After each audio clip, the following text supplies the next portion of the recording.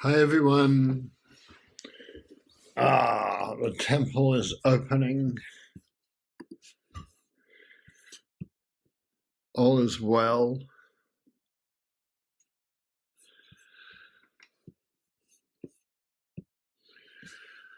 So what I suppose the koan is always, what is this? What is this time? What is this life? What is this?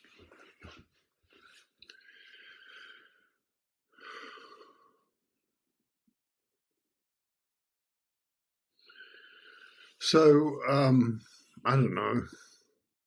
I'm pretty introverted, but even I've noticed that something strange is going on in the country. So, so I just thought, you know. So and I wrote about and things that you know. Liesl Mueller wrote a piece about. I grew up on a free city in the North Sea. One of the great opening lines of a poem, I think. Yeah, and tremendous poet, and she's obviously, and she's dead now because she would be really old if she weren't. But and she says, and then this happened and that happened. I'd learned to walk, and then my father was away dodging the monsters, and that was during the late 30s and the 40s. When Hitler and wars and things. Germany was a hard place to be. So, dodging the monsters has been with me. So it's a very kind of Chinese thing to do because the Chinese are always having these terrible, terrible civil wars, and where, they painfully build a bureaucracy over 1,000 years, and then some emperor comes along and kills all the bureaucrats, destroys the bureaucracy. Well, the only thing it did was make things work. So I've been thinking of people like Liesl Mueller, and there are two attitudes to have towards such matters. And one is Milan Kundera has this great line in one of he was somebody who was very interested in dodging the monsters. And if you've read his books, and it's very important to have a personal life when the monsters are roaming around, very important to do what you love, be creative, love the people you love and look after them, things like that. That was his attitude. But also he said he was always very concerned about the tanks on the horizon. He grew up in Czech, which was then Czechoslovakia. And he was always very concerned about the tanks. And he said, my mother was really concerned about the pears on the kitchen table and whether they were perfectly ripe and what color they were and whether the children would want to eat them. And he said, I always thought she was ridiculous, but now I'm starting to think she was right. so here's to Milan's mom, and so the two attitudes, they're the two attitudes, right? And I get a bit scrambled here, but I put if you saw the flower coming on, it's called a California houndstooth, and it's just a little modest flower like this, but it just appears in the shade at this time of year, and if you go for a hike, you'll see it. That's the model, and then the other flower is the plum blossoms, which are right here as I speak. Plum blossoms do move in and tap you on the shoulder. The great flower of this time in California. Although my friends on the East Coast are saying everything's still iced over. So,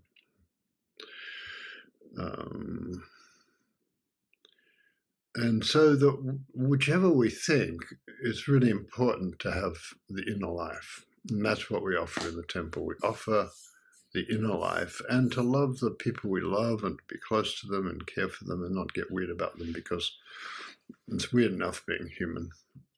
And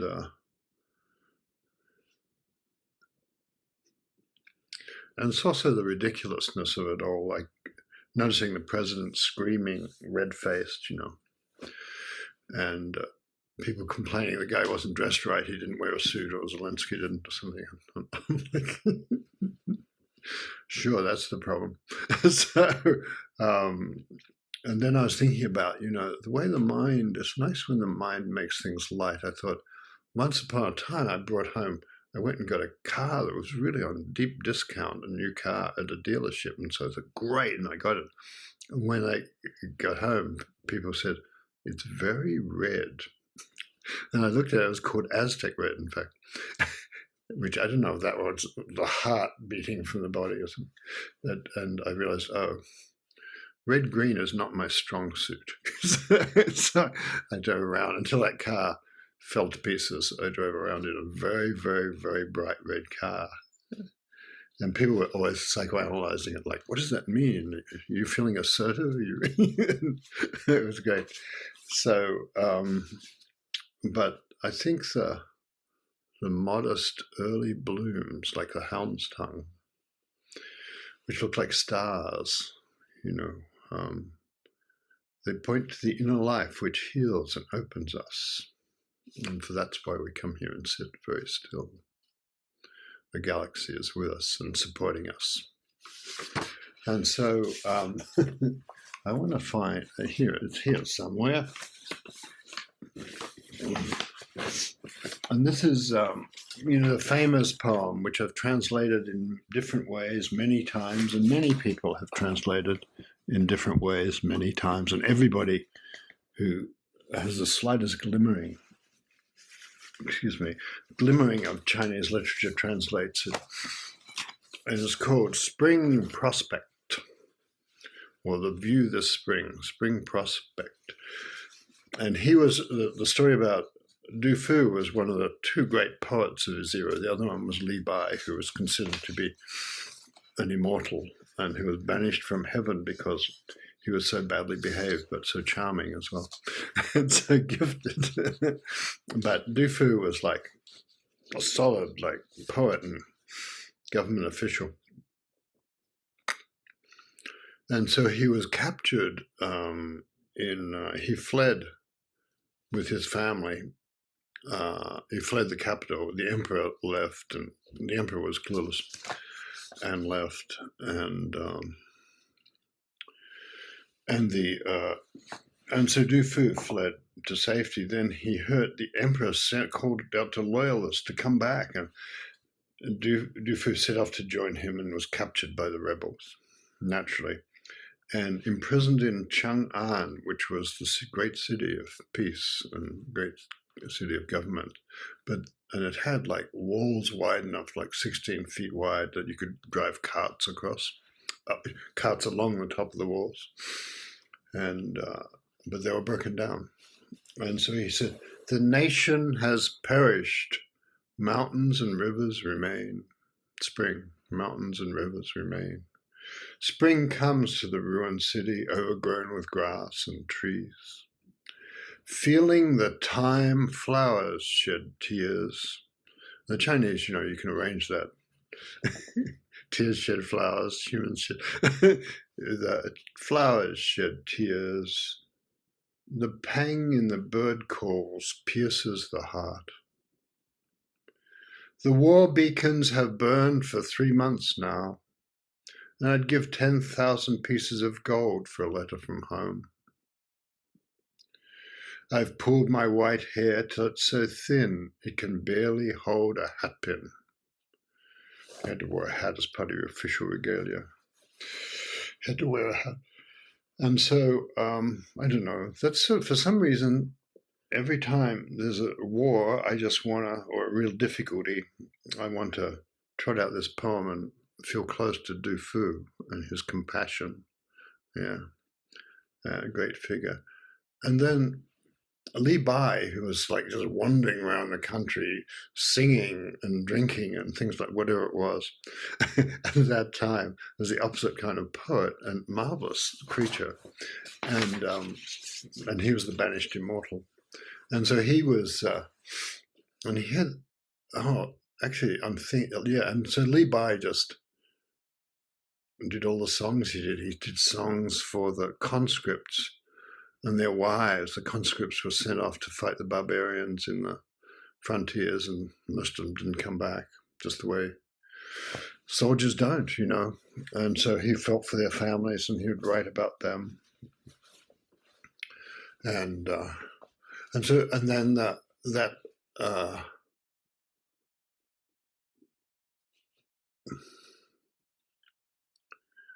and then he also wrote beautifully about meditation. We sit together, the mountain and me, till only the mountain remains. We sit together, the mountain and me. Birds, clouds, the glass clouds disappear over the horizon. Birds fly away. We sit together, the mountain and me, till only the mountain remains. It's kind of meditation, isn't it? And that's Li Bai. And another great Chinese poet, Su Tung Po, who said the river, isn't that Buddha's long, broad tongue? So you could see the vastness in all the things, Had a big enlightenment experience, and he wrote it on the wall of a temple, which kept it, but it was never published anywhere else, and somebody stumbled on it centuries later, wow, this is Su Tung Po's enlightenment story, So, and anyway, he had this great thing about spring, the opposite view of spring. One spring morning is worth 10,000 pieces of gold. So I think 10,000 pieces of gold was infinity. So one spring morning is worth 10,000 pieces of gold. And if you, in spring, you step outside, it is worth 10,000 pieces of gold. So, and if you have a dog or a cat or a parrot, they know that too. And the other, I wanted to, then the other attitude, apart from anything we can do to dodge the monsters being good, and don't buy red cars, but anything we can do that deepens the inner life is good.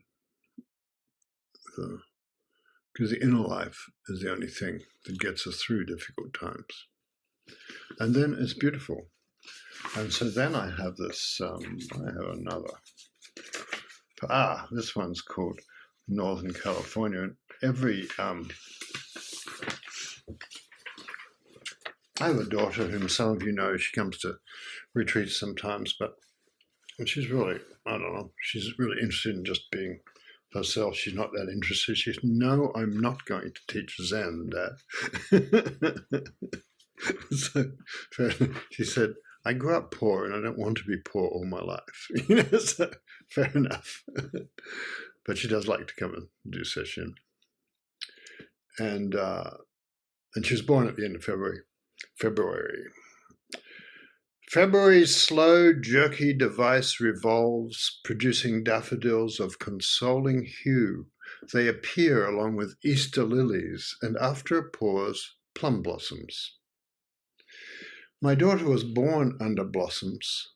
She lives in Scotland now, but as the second month revolves, I watch, hopefully, branches and twigs to catch them at it, hoping the blossoms will come out in time. This behavior comes from a ridiculous belief that because of the variable skies and the conditions that are right for blossoms, she can be born again this year on the 27th of the month, and again I will feel the amazement in my heart. So that's the pears on the table view of things, So She's got nice pears on the table, and you can hear the tanks rumbling too. And here's another beautiful, great poem, I think, if I can find it. I think I can. This is Lee Young Lee, and then we'll sit for a bit.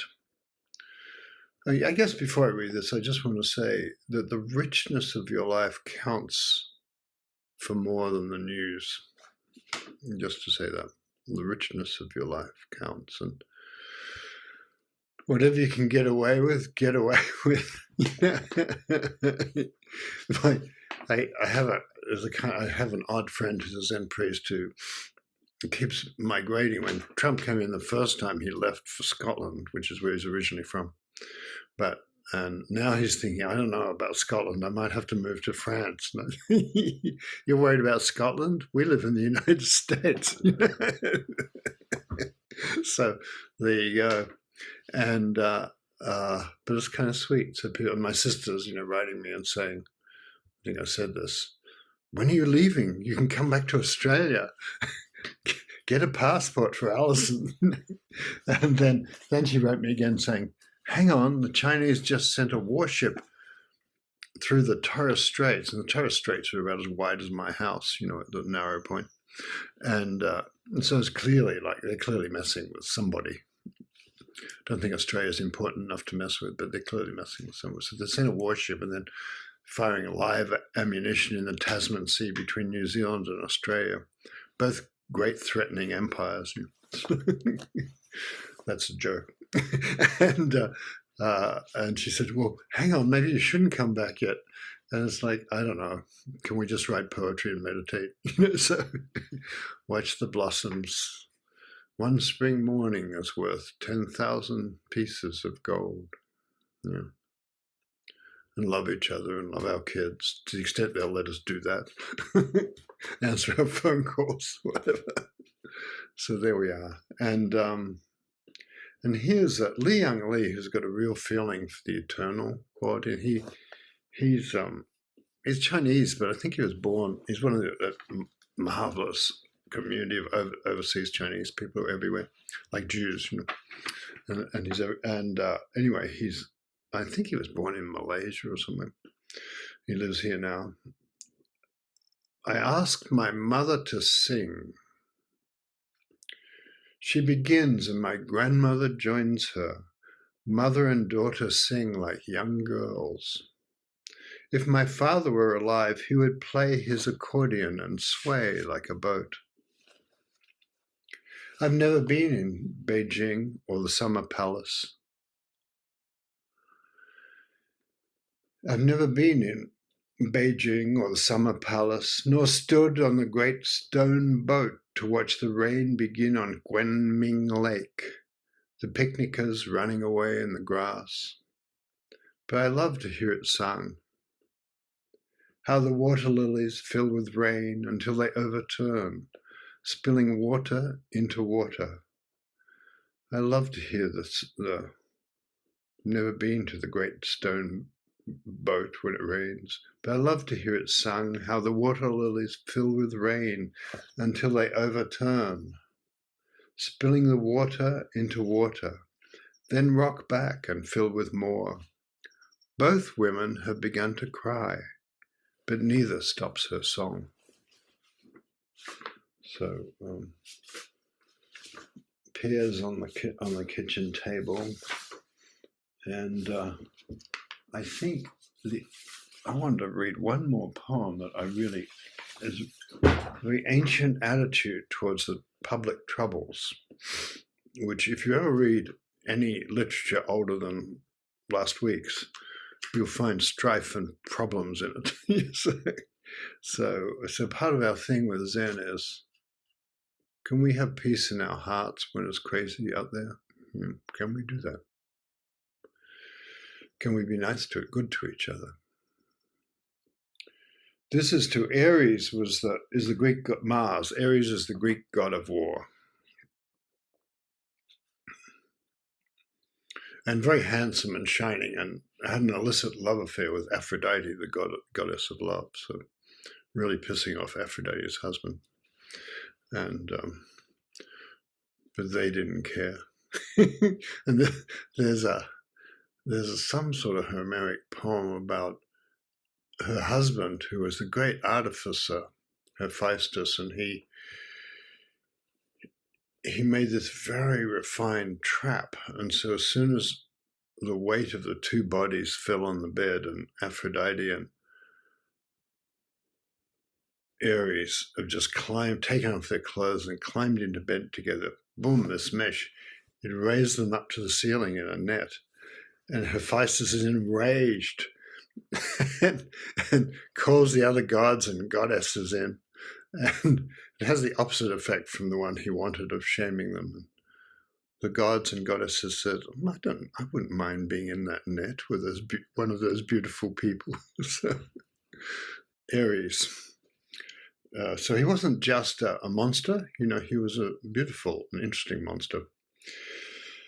Mighty Ares, golden-helmeted, rider of chariots, stout-hearted, shield-carrying and bronze-geared saviour of cities, strong-handed and unwearying lord of the spear, bulwark of Olympus, father of fair victory and succourer of Themis, or who succoured Themis, you curb the unruly and lead truly just men.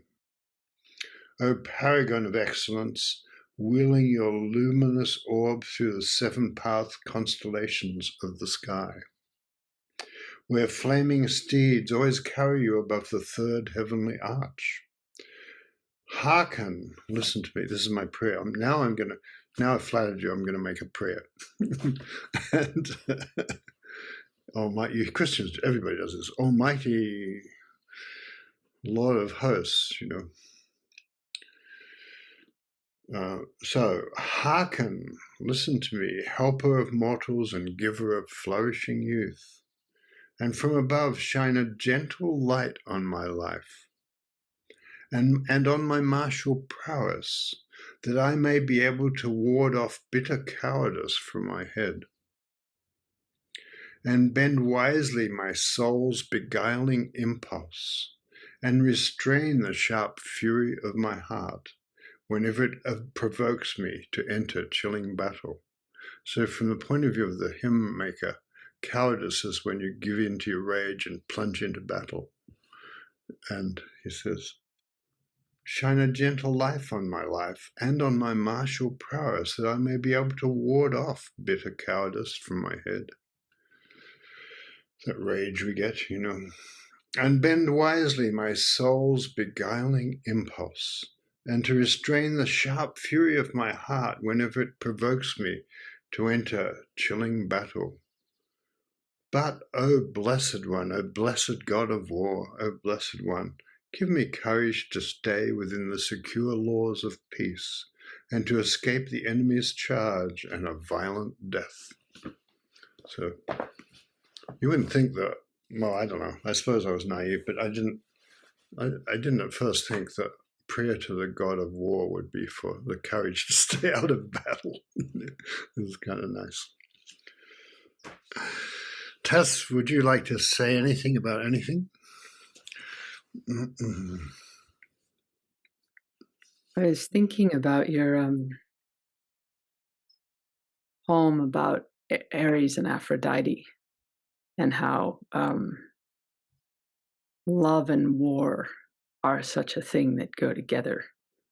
Like it's not a stable union. It's not one that necessarily, her husband likes, but that there is something about the intensity, and we know that somehow war needs love and lightness, and like that's part of what I hear in what you're saying today, that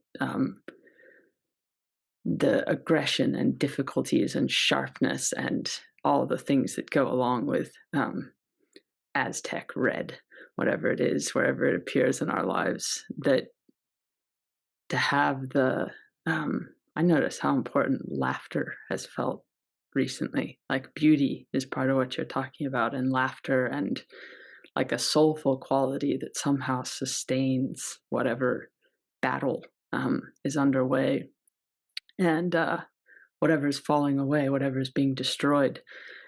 And I was thinking, there's a tonight's the Oscars, which seems like one of those things in the culture that's like been losing weight for a long time, along with a lot of the movies. But there's an animated movie called Flow.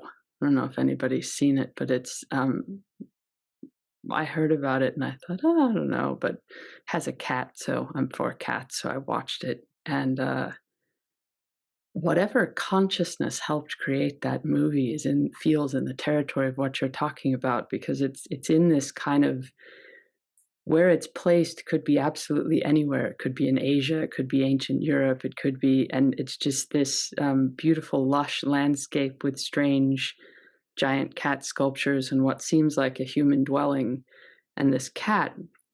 And all we know for a while is that water starts to rise, and there are dogs, and there's, all these different creatures. And what's really interesting about the movie is that, unlike a lot of animated movies, they don't talk. So they don't have that human overlay of dialogue and opinion. And like you're in this more responsive, how are these creatures going to somehow uh, survive? Little boats go by, and there's a little creature that only grunts but helps other people, and there are birds that come along and steer the ship, and there's all, life and death in the cosmos sort of happens. And it's just incredibly touching. And I noticed after I watched it, sort of in the territory of the poems that you were reading, that it wasn't about in any way everything being okay, but it somehow returned me to some feeling of tenderness and desire to survive and being in something together, regardless of whether you have feathers or fur or whatever you have. And so I have no conclusions about it, but it just, that touches me about what we're doing. So that's it. Thank you, Tess.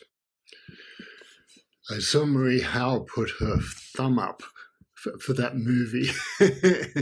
You don't have to speak about that, but I've been thinking of your poetry a lot, Marie, recently. And anyway, if you have anything to say, if you don't, no pressure. Well, thank you, John. And thank you, Tess. I too was so moved by that film, Flow. It's a beautiful film, and it feels like it, um, so it's a kind of chiropractic, everything's sort of realigned correctly after seeing that film. No, it doesn't hurt though.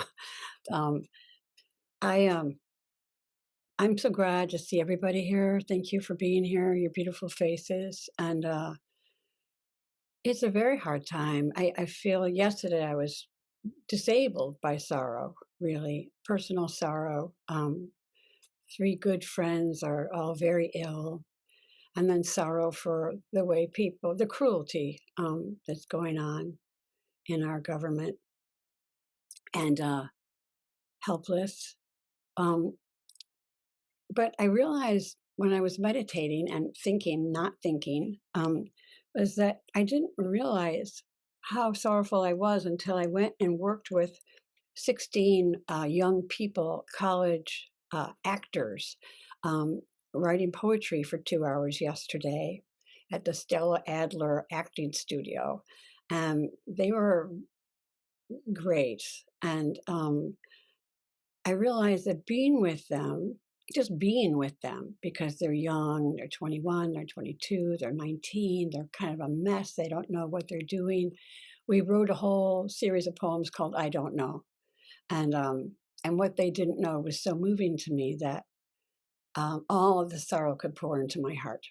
And so when I left them and went downstairs, I just stood with my face, my forehead against the window of the door, thinking, this is unbearable, this sorrow, the sorrow of the world, the tears of things, if you will, the tears of everything. But then I wrote to a friend and I talked to a friend, and the sharpness of the sorrow softened. And it's still here, but it's not that sharp, very painful pain. Anyway, I feel like meditating, which I've been doing with you all, is really helping me just to make the space for whatever is happening. and it's surprising and interesting and difficult. And I know I'm talking a little bit too much. I want to say one more thing about a woman. Maybe some of you know her name is Etty Hillesum. Anybody know her books, Etty?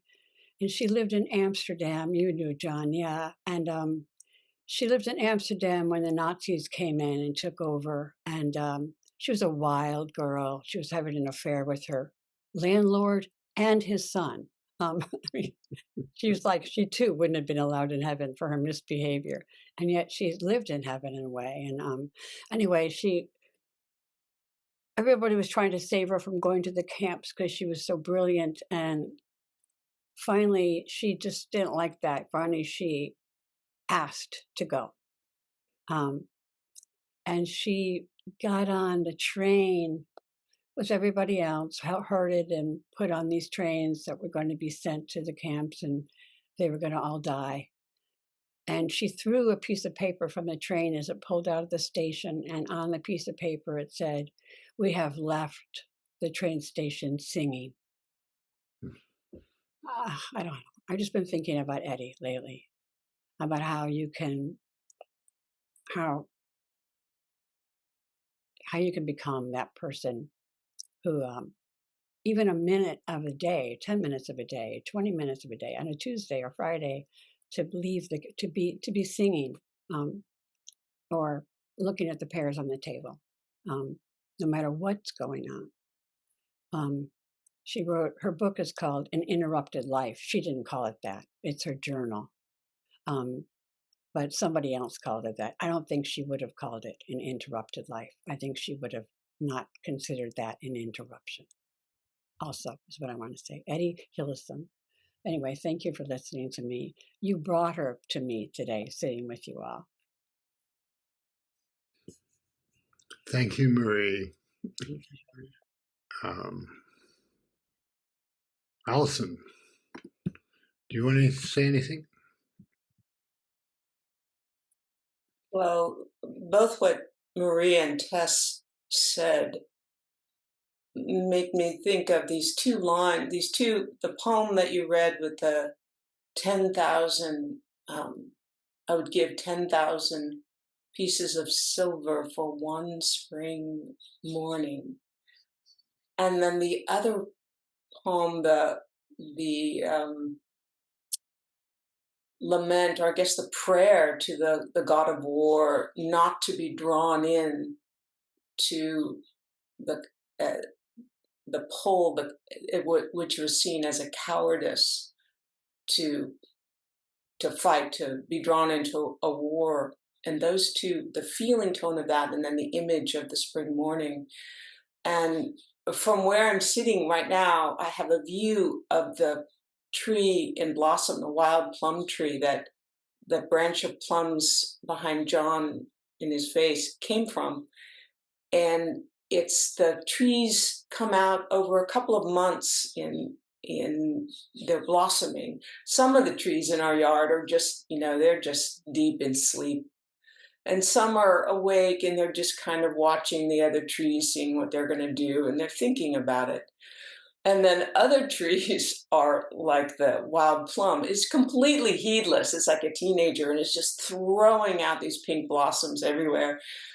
And yesterday I was in the kitchen and I've got a view of the apricot tree, which has a scattering of pink blossoms, but most of the blossoms it's holding on to for the moment.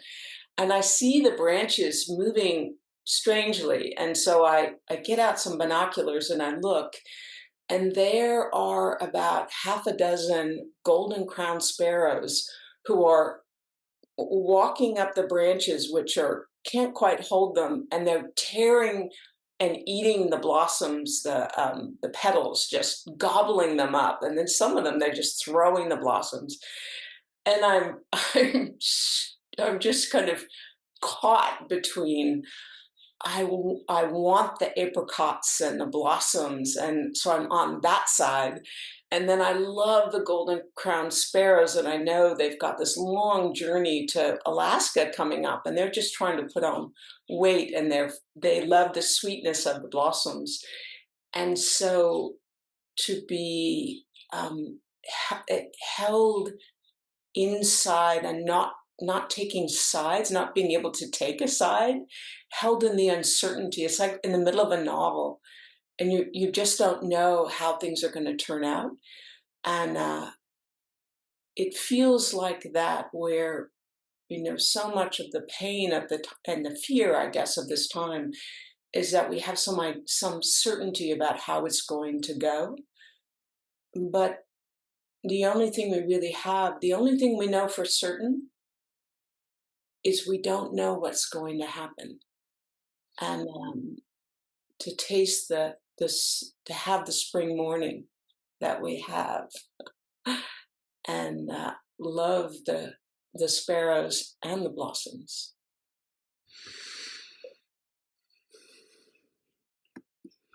Tom McConnell, I've been thinking of you lately and wondering how you are. Is there anything you want to say? No obligation.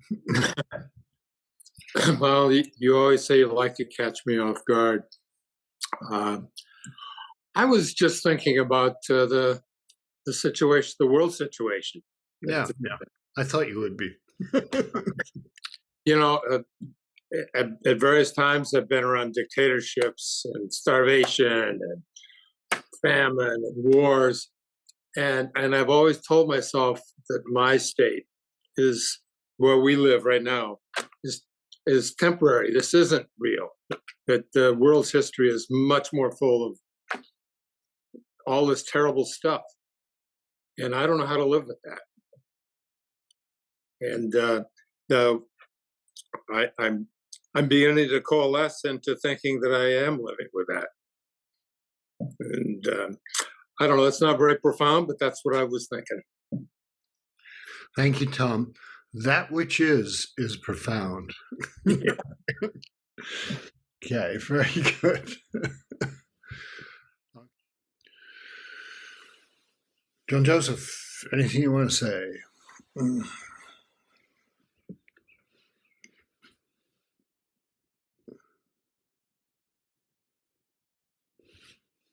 I love that about Kundara's pears and Allison's sparrows and Heidi's singing as they're leaving the train station. This morning I was. It made me think of something this morning about. I was just looking in my email and up popped this thing called, from. I guess Instagram or something, and said, "You haven't visited us. Basically, you haven't visited us in a long time. Why don't you click on this link?" And so I did, and this video came up from it was from like California state parks, and it was a video of a fur seal rookery in the Farallon Islands, which are maybe 10 or 15 miles off the Golden Gate, and there were hundreds of baby fur seals swimming in this protected cove, and they were so thick, and they're just carousing and diving and swimming on their back, and they looked just so happy, and yet just offshore in deeper water are the great white sharks, waiting, but they were just enjoying their lives at that moment, and for that moment, maybe not thinking about what may be, but just enjoying their friends. Thank you. Very good, Michelle Riddle.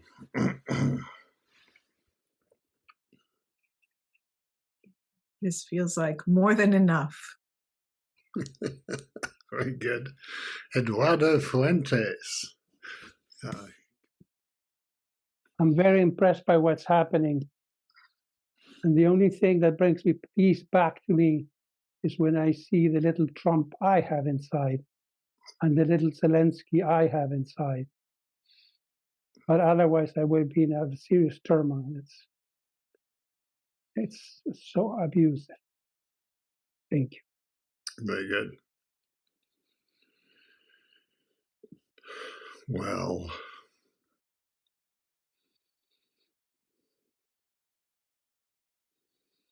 kind of a good day, I think. A good spring morning. Like, I love that the ancient Chinese thing of 10,000 pieces of gold. That just means infinity. I'd give the stars and the moon, for one spring morning, I'd give 10,000, is worth 10,000 pieces of gold. The last thing I'll say is John Joseph has this wonderful series called Luminaries, and he had Bill Porter on, who's Red Pine, who's the famous translator and wild creature, and he anyway, he's sitting there with, and he's got a friend who's a singer whose name is Spring Chen, and she just an amazing singer. And how did she learn to sing? Well, you just have to really let the poems go. There's no music for the Chinese poems, but they're always sung, and so you have to let them go in your heart and open your heart and touch your heart, and then eventually, after years, you'll open your mouth and song will come out, and she's amazing, She's there, and I said, "Well, Bill, seems like you've got all the Taoist things. You've got song and music and wine and poetry and an audience, And he said, "Friends, John, and friends, you need to come up." He lives up in he lives up on the Olympic Peninsula near Seattle. And I thought, oh, maybe we do. You need to come up. Friends are the thing, friends. You could tell of all the other things, friends were the thing. So that's what we have here. And friends, and song, and music, and poetry, and silence. The meditation of silence is so profound, because silence allows the universe to work upon us in a way that we don't have to achieve things. It's not our business, really. The universe will do that. So, friends, thank you for coming. Friends.